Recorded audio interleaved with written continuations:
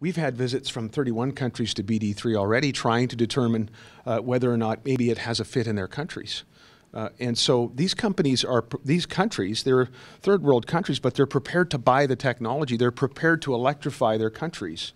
And if they can do it in a way that's cleaner and we can avoid the emissions, the 6.5 billion tons of emissions that will come from the coal plants that even the Paris Accord says are on the books, if we can eliminate those emissions while they electrify the country, I think that makes perfect sense. Those plants that are on the books are being built, are being funded in those countries by electrical utilities. Some of them are state-owned and some of them are not.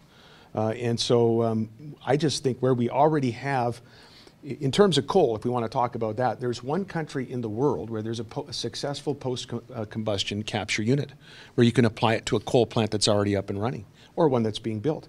That's Canada. In fact, in advance of the Paris meeting, there was a UN document that canvassed the different countries of the world for what they've been doing in terms of the fight against climate change. There was one project, one example mentioned from Canada, and that was Boundary Dam 3. That's how transformational this can be, especially were we to focus on the next generation technology, and will have helped. If India could build coal and do it in a way that's 4 times cleaner than natural gas in terms of emissions, that will do more than a whole series of programs over 5 years for different countries that aren't focused necessarily on new technologies that will reduce emissions.